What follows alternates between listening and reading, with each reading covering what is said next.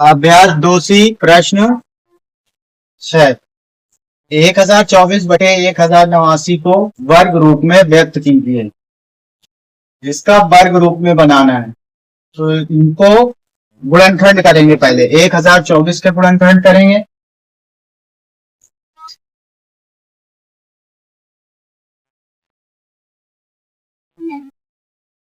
दो से कट जाएगा, काटेंगे। दो पंजे 10, दो एकंजम दो, दो दूना 4। इस तरह से मिला 512। ये दो से ये कट जाएगा, काट देंगे। दो दूना 4, यहाँ बचेगा 1, जे को उतारेंगे 11 हो जाएगा।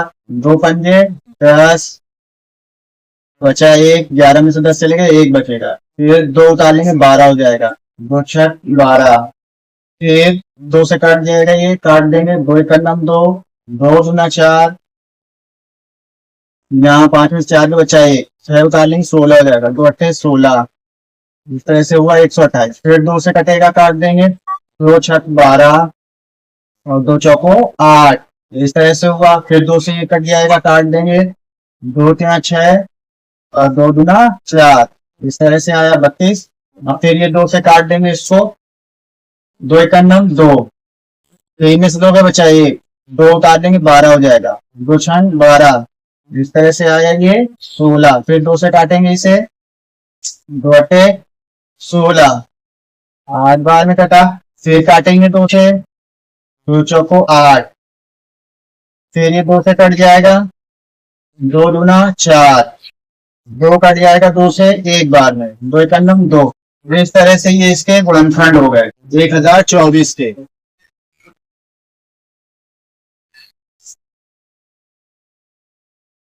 1024/1089 इस तरह से है। 1024 की ये गुणनखंड है, इनको लिख लेना है। यहाँ पर दो 10 बार आया है, इसको यहाँ पर लिख लेंगे गुणन।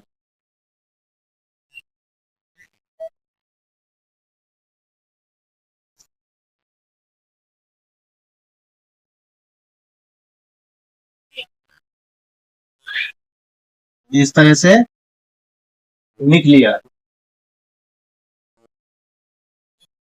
इसी तरह से 1089 के गुणनखंड कर ले। तो यहाँ पर 1089 के गुणनखंड करें।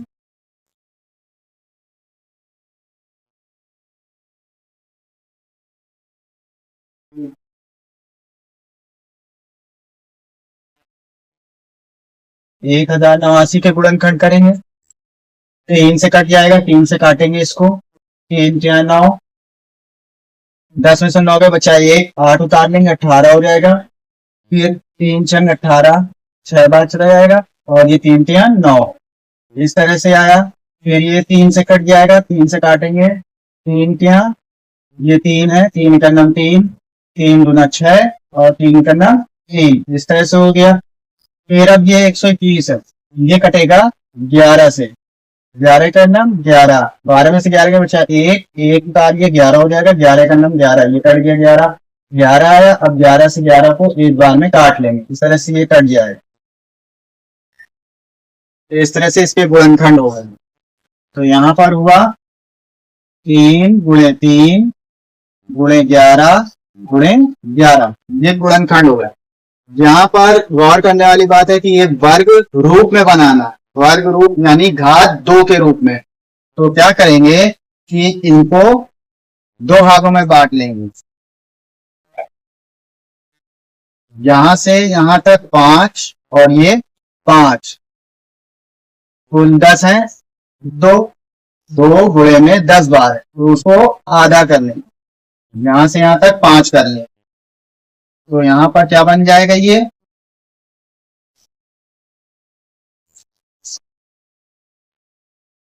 2 × 2 4 गुना 8 दूनी 16 और गुना 32, इतना ये 5 जो है ये आया 32। इन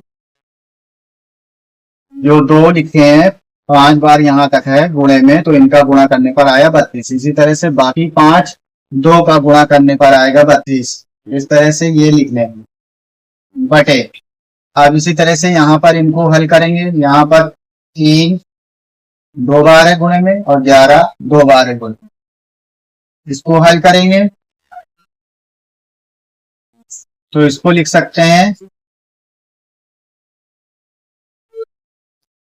3 का 11 में गुणा करके 33 और इसको भी गुणा करके 33 बना लेंगे।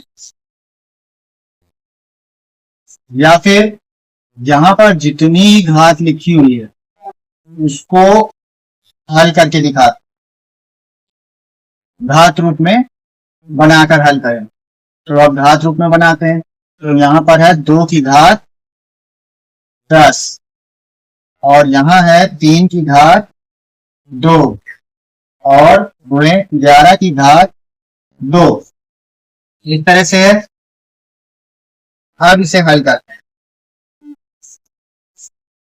यहाँ पर 2 की घात 10 ऐसे ही लिखा। अब यहाँ 3 की घात 2 और 11 की घात 2 है तो 3 गुणे 11 कर लेंगे और इन दोनों की ब्रैकेट में लिखकर घात चढ़ाएंगे 2।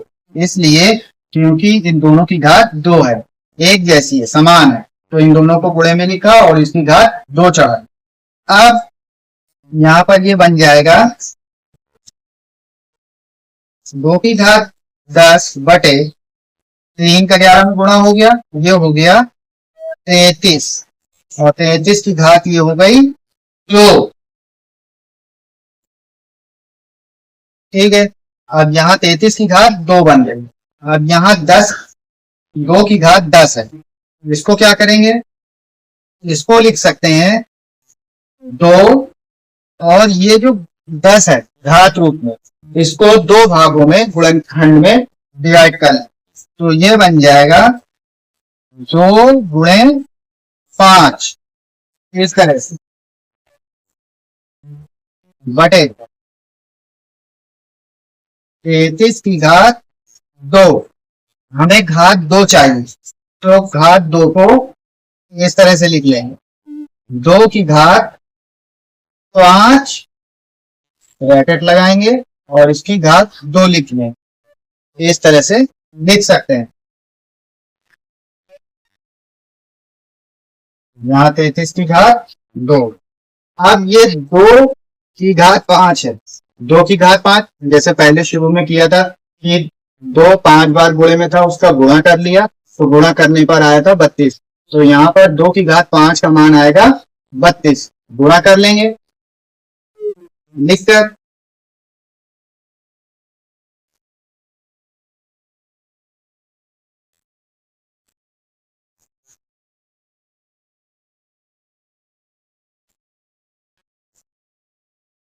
इस तरह से है।